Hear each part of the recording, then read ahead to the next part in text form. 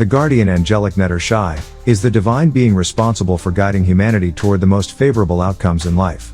His role is not one of mere chance or gambling, rather, he governs fate and destiny, ensuring that actions align with balance and purpose. In this sense, the concept of fortune is better understood as being in tune with the will of the guardians, who predetermine destiny according to the genetic blueprint of each individual. Shai's knowledge of destiny stems from his understanding of the genes and inherent traits of each human being. These genes shape our physical characteristics, mental dispositions, and even our preferences, thereby influencing the course of our lives. Those who embrace the guidance of the Most High are encouraged to invoke the principle of Shai whenever they face important decisions, particularly those that may have lasting effects on their future. The angelic guardian Shai is traditionally depicted as seated upon the back of a scarab beetle. This beetle represents luck, vitality, and health. In his right hand, he holds the Urim and Thummim, the ancient predecessors of dice. These represent the multiple possible outcomes of our choices, reflecting how destiny is shaped both by ancestral decisions and our own actions. When the dice land on their tip, it signifies that certain events are influenced by forces beyond human control, often hidden from mortal perception. In his left hand, Shai carries a miniature sundial, symbolizing his constant observation of the unfolding of time and the recording of destiny in the real time of the universe. His attribute, Al-Raqibu, the Watcher, reflects the necessity of vigilant observation in the orchestration of fate. To govern destiny, one must maintain unwavering awareness.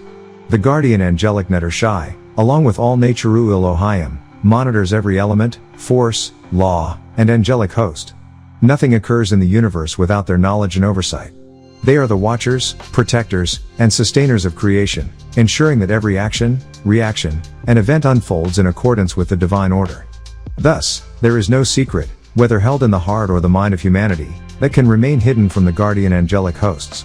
The faithful member of humanity who seeks protection for themselves, their family, or their possessions from danger or destruction should recite, Ya Shai Rakaibu Alani, O Controller of Destiny, watch over me, 7 times each day, exhaling the words upon themselves. Remember, the guardian angelic hosts do not see events by chance or accident. They observe because they are ever watchful, omniscient, and vigilant, nothing escapes them.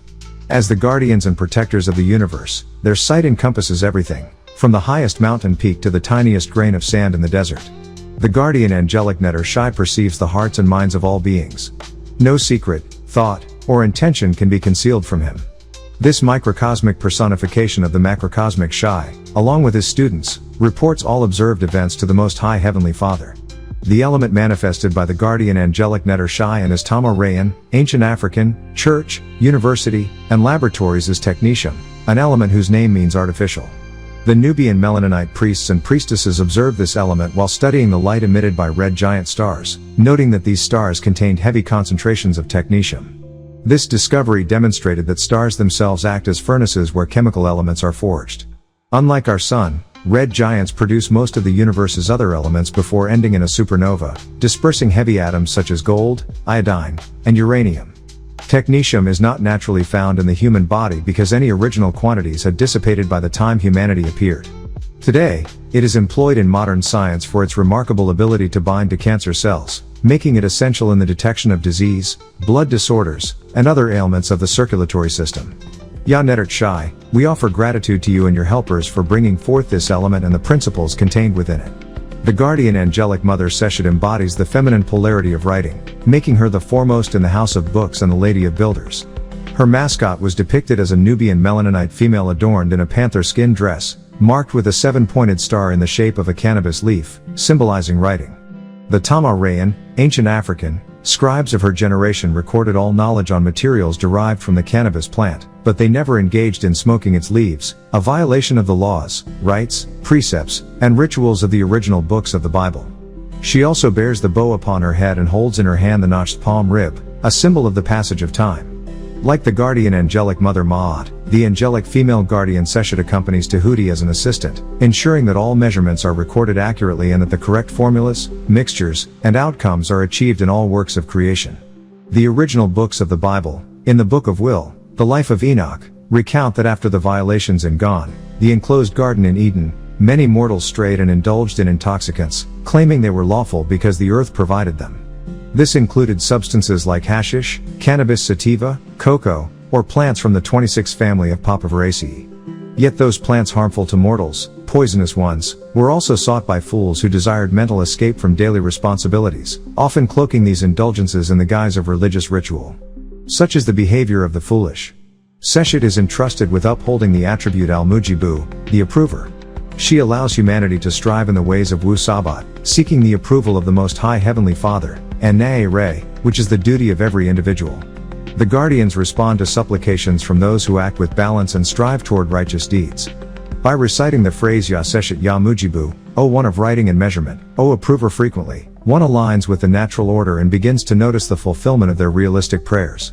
The guardians understand the needs of those who seek them and often answer before the appeal is even voiced. The balanced deeds and diligent striving of humanity are acknowledged, and rewards are promised in the hereafter.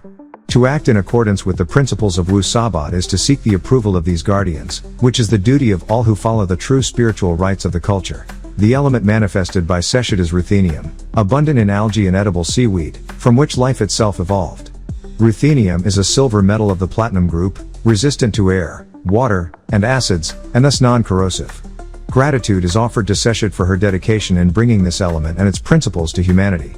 The guardian angelic mother mafted is a cheetah-headed being of Kushite Tama-Rayan origin, representing the macrocosmic force responsible for the flooding of the Nile River.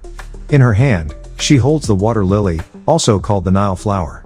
In her most ancient depiction, she carries a staff with a cobra climbing to the top. Mafted is the patron guardian angelic mother of Tama-Rayan nurses, wearing a headdress with 7 feathers used for recording medical prescriptions, alongside cow horns and the wings of a vulture, symbolizing her role as protector of women and children. Both the macrocosmic Ma'at and the microcosmic guardian angelic mother Mafted were invoked by farmers who depended on the Nile's flooding to deliver vital nutrients to their soil, ensuring the growth of their crops. Mafted's name, meaning O running one who sees clearly, reflects her clarity of perception and her role, along with her students at her university, church, and medical facilities, as early meteorologists of sorts. The word clearly in this context conveys purity, manifestation, and fame. As a macrocosmic force, Mafted and her order employed primitive weather instruments, thermometers, windmills, gourds, and others, to monitor rainfall, temperature, and wind speed. They observed nature meticulously, logging the behavior of animals, knowing that creatures possessed a sixth sense and predictable migratory and behavioral patterns that could indicate upcoming weather events. Through this detailed observation, they could forecast not only the Nile's flooding but also weather across Tama-Ray, encompassing all of Africa and parts of Asia. The notion of Groundhog Day, where a rodent supposedly predicts the arrival of spring, is a distorted echo of this ancient wisdom. Recently, during the tsunami in Indonesia, reports indicated that animals sensed the disaster and moved toward higher ground ahead of time, demonstrating that Tama-Rayan guardians truly understood natural signs and were far from mere superstition. The attribute upheld by the guardian angelic mother Mafted is Al-Wasi'u, the comprehensive. All things in existence fall within the hands of the guardians, their beneficence knows no boundaries, and their perception and understanding are limitless. Those seeking spiritual and material independence can call upon this name repeatedly. Similarly, anyone wishing to comprehend the scriptures or the doctrines of Wu-Sabat more deeply, and to convey that knowledge to others, should invoke Mafted daily, preferably before bathing, to enhance their capacity for understanding and insight. Comprehension, in this sense, is the ability to perceive extensively and with clarity, embracing a wide array of knowledge. The comprehensiveness of the creators is reflected in the way their blessings spread without limitation. If the knowledge of the ancients were likened to an ocean, no shore could contain it. If the seas were ink and a mighty pen dipped into them to record the words of the heavens, the ink would be exhausted long before their wisdom was fully captured. The element rhodium was brought forth through the work of Mafted and her students. This rare, silvery, hard metal is uncommon on Earth but has many critical uses. Rhodium is employed to coat electrical contacts in spark plugs for aircraft and in laboratory instruments. Remarkably, when heated to its melting point, it absorbs oxygen from the atmosphere, and as it solidifies again, it releases the oxygen back into the air. We give thanks to Mafted for her tireless work in manifesting this element and for her vigilance over the weather, reminding humanity that we are intimately connected to the planet and must care for her as we would our own mothers. The guardian angelic host Soic was commonly depicted as a crocodile or as a man wearing a crocodile mask, symbolizing protection from hidden dangers. In the waters of Tama-Ray, ancient Africa, fishermen would cast their nets and disturb the waters, while the crocodile observed quietly, often with only 1 or 2 eyes visible above the surface as it hunted. For this reason, Soic became the patron guardian angelic father of fishermen. The crocodile's duality, 2 eyes on land, 1 eye in the water, was associated with Father Ray, emerging from the waters of primeval chaos. Sobic's influence was celebrated with numerous universities, churches, and zoological centers. The most prominent was at Fayum, approximately 37 miles southwest of Cairo in the Libyan desert. Fayum, surrounding the large lake Birkat Karun, was originally a saltwater lake but became freshwater since the Paleolithic period. The region is fertile, supporting diverse crops and orchards, including oranges, lemons, apricots, guavas, and mangoes, renowned worldwide for their flavor. Fayum is also celebrated for poultry, honey, and flowers used in fine perfumes. The microcosmic aspect of Sobiq is honored at the University of Fayum, and he is the patron saint at Kamombo, also called the City of Gold. Here, he is symbolized by the river crocodile, much like the alligator mascot at the University of Florida in the United States. Records of the original sacrificial shepherd, Asaru, recount that when his body was cut into pieces and cast into the Nile, the crocodiles refused to devour them out of love and respect. For this reason, Sobiq is revered as a solar guardian and the guardian angelic host of water. At his church and university, students, priests, and priestesses cared for a sacred crocodile called the Petsuchos, underscoring his protective and nurturing nature. In our Tama Rayan, ancient African, rites, we affirm that just as the creator, Tar, emerged from the Nile and brought forth eggs, so too did the crocodile, symbolizing the recurring cycle of creation. The guardian angelic host Sobiq upholds the attribute Al-Hakimu, the wise. Humanity may receive wisdom through NWPU, yet this human wisdom is always limited compared to the complete and perfect wisdom of NWPU. The supreme wisdom of NWPU, combined with that of the angelic helpers, sustains the universe and ensures that all creation functions in harmony. The Ba Netaru, the guardians, maintain this balance. Supreme wisdom flows only by the permission of the highest, channeled through the Etherians from the metal reservoir. The ancient masters exercise this wisdom to govern the universe, directing energies to function in harmonious balance. The Book of Ether 7:41-19 states, Lo!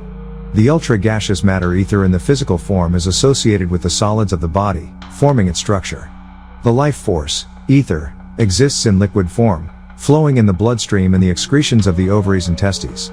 This spirit is present in the blood, igniting life and producing a light, manifesting as the erratic shell. This light houses the soul, which carries information to the conscious and subconscious being. Sparks of life trigger the mind, drawing from the mental reservoir of intellect governed by the oversoul, connected via an etheric cord. Messages in light form travel along these cords, guided by the Etherians, guardians of the reservoir called Akasha.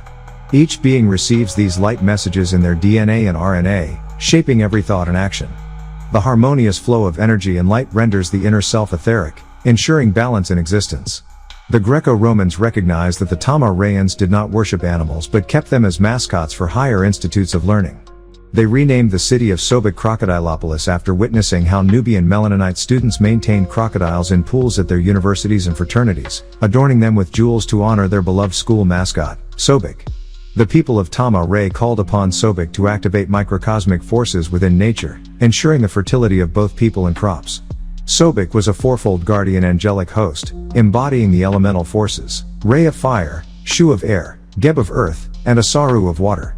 He was represented as a crocodile, a man with a crocodile head, or a mummified crocodile. In some depictions, he wore a solar disk and horns like those of Amun-Ra, symbolizing his connection to cosmic and earthly power. Throughout history, this guardian angelic host has been known by many names: Sebiq, Sebiq-Ra, Sobk, Suchos, Sobki, and Sunapes. When the name Al-Hakimu is chanted consistently each day, it is said to protect one from difficulties at work.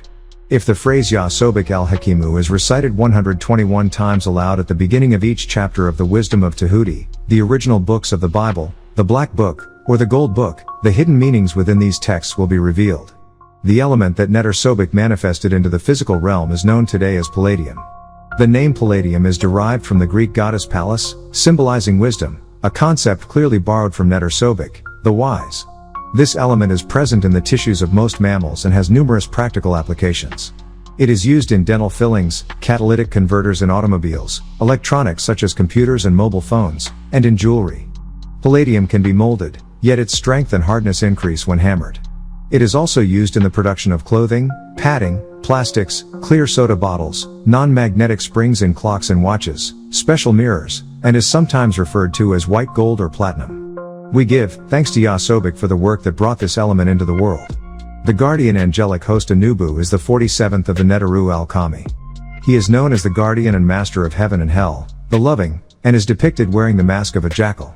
Anubu, also called Anupu in Tama-Re, ancient Africa, is the son of Asaru and Mafted and serves as the judge of souls and guide to the underworld. As the opener of the roads for the dead, Anubu protects and guides the departed into the next life. His symbol, the black jackal, possesses heightened senses. It hears what humans cannot, sees what humans cannot, and smells what humans cannot, making it the perfect guide and protector. The black color is symbolic, representing rebirth rather than the natural color of the animal. This jackal, sometimes called the Saluki, belongs to the greyhound family and is renowned for its speed and keen senses. It is for this reason that black is worn at funerals, symbolically honoring Anubu's protection. In Tama-Rean principles, the sun rises in the east and sets in the west, where the deserts were located and where the dead were cremated, mummified, or buried. Jackals naturally scavenged near desert communities and cemeteries. Priests and students of Anubu wore jackal masks during funerary rites to protect the deceased. Much like a modern scarecrow, the mask signaled to jackals that a guardian watched over the corpses, discouraging them from disturbing the bodies.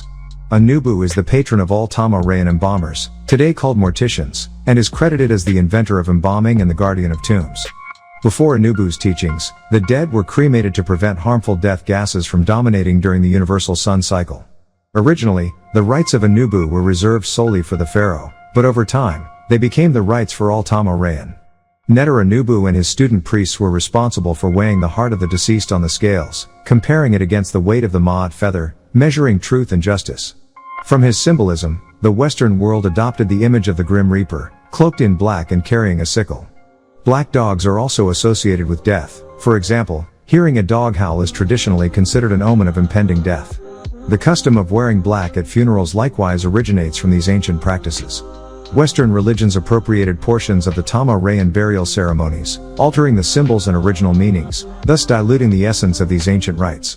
The divine love of the guardian surpasses human love. In their care, they extend kindness to all creation, being both yielding and forgiving. This divine love sustains and renews the boundless universes. Members of humanity who follow the rites as found in the original books of the Bible receive blessings from the masters, the ancient ones, and find comfort in their bosom. By calling out and chanting Wu-Sabat Anubu 1001 times during marital difficulties, and reciting it at meal times, one may find relationships blessed by Ba Netarot with love and harmony. The title The Loving reflects that Anubu was cherished by his parents, Asaru and Mafted. Though his conception led to the death of Asaru, Anubu's love and compassion enabled him to become protector of all underdogs. This same compassion has been instilled in humanity. Parents care for their children, and families nurture each other. At funerals, chanting Wu-Sabat Anubu 131 times invokes his protection over the deceased. The element associated with guardian angelic host Anubu is silver, with the chemical symbol Ag, derived from the Latin argentum. Silver salts and nitrates can be toxic if ingested and may irritate skin and mucous membranes. In the human body, silver is primarily stored in the liver and skin. Foods naturally containing silver include flour, bran, and fish. In ancient Tama-Re, silver was used medicinally in combination with nitrogen to treat boils and acne, and was included in eye drops administered to newborns to eliminate microbes that cause blindness. Silver nitrate was also applied to severe burns through medicated bandages to prevent infection and damaged tissue. Its antimicrobial properties make it lethal to bacteria and viruses, including antibiotic-resistant strains, a fact that modern science is beginning to recognize again. Silver first appeared in Tama-Re, ancient Africa, and was held in equal esteem to gold. The Chaldeans refined it through a process called cupellation, which involved heating the molten metal in a shallow, porous cup known as a cupel. A strong draft of air blew over the molten metal, oxidizing other metals such as lead, copper, and iron, leaving only silver, and any gold present, as a globule of molten metal. This precious element was also mined by ancient civilizations in Central and South America, with rich deposits found in Peru, Bolivia, Argentina, and Mexico. Silver has been used throughout history in photography, electrical and electronic industries, as well as for domestic purposes such as cutlery, jewelry, mirrors, and tableware. Sterling silver, an alloy composed of 93% silver and 7% copper, was commonly used for fine tableware and trophies. Silver's excellent conductivity of electricity and heat made it valuable in electrical circuits, keyboards, power lines, dentistry, long-life batteries, and even as iodine for cloud seeding to promote rainfall. Silver can be hammered so thin that it becomes almost transparent. While stable in water and oxygen, it slowly reacts with sulfur compounds in the air, forming a black sulfide layer, which is why silver objects require regular cleaning. Silverware should never come into contact with high sulfur foods such as eggs, onions, garlic, or mustard. Today, silver is also used to sterilize water, in fabrics for footwear and socks, and in swimming pools. Coating silver with rhodium, the element preceding it, protects its surface. We give thanks to anubu and his host for their guidance, especially as humanity transitions from this life into eternal life. The great guardian angelic host Kanum, also known as Didun, is a primary fertility guardian angelic host. His name, Kanum, means molder and creator. As Didun, he leads the Aswanese trinity called Sunu, located in Nubia, modern-day Sudan, East Africa, together with his wife Setet and daughter Atet. The word Sunu is closely related to the Tama-Rayic word Sunu, meaning doctor or physician, reflecting the roles of Kanum's students, priestesses, priests, and instructors at the Kanesa, church, university, and fertility clinics. These guardians were responsible for maintaining creation in its proper, healthy form. Kanum was entrusted with the divine script of chemical and biological principles in the form of DNA, showing how to create beings in the image and likeness of the guardians. Tahuti recorded and oversaw these processes, while Kanum executed the acts of creation as the alchemist.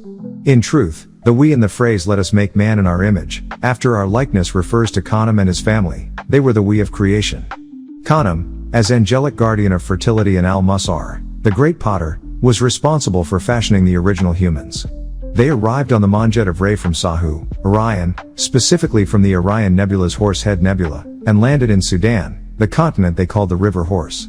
There, they replicated the celestial societies they had in the heavens. Tahuti and Kanum bred the original Ta-Dinig primitives, known as Human and Humim, on old Earth in the star system Eridanus, also called Eridu. Later, a contemporary of Tahuti, whom he instructed, Autumn Ray, led the Nun project on Mars, seeding the planet with life some 46 trillion years ago, resulting in the first Lulu, or big sheep. Their descendants, Anki, Nudimud, and Ninti, Ninkursag, from the Sumerian, ancient Kushite Babylonian, line, arrived on the same crystal city called Nibiru. Smaller crystal cities eventually crashed into the Persian Gulf, where they bred the Lulu Amilu. The Orion constellation, known as Sahu, plays a significant role in these accounts. Located on the celestial equator east of Taurus, it is an oblong arrangement of stars with 3 central stars forming its famous belt, sometimes referred to as its nebula. On ancient Tama-Rayan, African, charts, Sahu represents the soul of User. The 3 bright stars, Al-Natak, Al-Nalam, and Mintaka, were considered homes for the balanced Netaru, while the unbalanced beings of the 4 winds resided in Betelgeuse, Bellatrix, Rigel, and Saiph, all under the watchful eye of Sibtu, Sirius, where the great crystal city, Re's Monjet, came to reside. Kanum's responsibility was to transform beings that were hermaphrodites or hybrids, unable to reproduce naturally, into beings capable of procreation in cycles of 9. Early attempts led to numerous deformities. Eventually, they moved away from laboratory tubes and began placing the seed directly into females via the fallopian tubes. Through this process, the female inherited the power to procreate via mitochondrial DNA, gaining the ability to give birth. To clarify, Kanum's role was not to create life from nothing but to refine the work of wise female scientists on old Earth, who were initially hermaphroditic water-based mammals incapable of internal procreation. By surgically inserting the womb, Bartholin gland, and fallopian tubes, these beings became capable of reproducing in regulated cycles. Kanum, as a guardian angelic host, embodies the macrocosmic force of birth, creation, and life. He is one of many creators, known as Kalakun, with his focus on nurturing life and ensuring continuity. Kanum's symbol is a ram with horizontally curling horns, representing his identity as the great potter and guardian angelic host who invented pottery. Within his trinity, the angelic mother Setet is depicted as a woman wearing the white crown of Upper Tama-Re, with antelope horns on either side, while their daughter Atet wears a tall plumed crown and holds a papyrus scepter. The type of ram associated with Kanum is Ovis longips, one of the earliest domesticated rams, symbolizing his mastery over creation and his role in shaping both life and civilization. Kanum was also associated with the fertility of the soil brought by the inundation of the Nile and its cataracts. The main center of his universities was at Elephantine, with another significant institution at Esna, where the annual Festival of the Potter's Wheel was celebrated. Kanum was not only credited with molding humanity in varying degrees of genetic potential but was also responsible for shaping the terrestrial guardians. His counterpart, the frog-headed guardian angelic mother Hecate, complemented his work. While Kanum molded humans on the potter's wheel, Hecate shaped the unborn child within the mother's womb. The attribute Kanum upholds is Al-Mahdi, the glorious. As members of humanity, we can only begin to imagine the glory of NWPU and his angelic helpers, for a portion of their essence exists in all creation. The beauty of nature, the animals, and the world around us reflects their glory. All NWPU eternally praise the Most High Heavenly Father, NWPU, and by following their example, proper supplication becomes a key to opening one's heart to the Sustainer divine glory. For those suffering from physical ailments, it is advised to abstain from food and drink, fasting on the 13th, 14th, and 15th days of the month.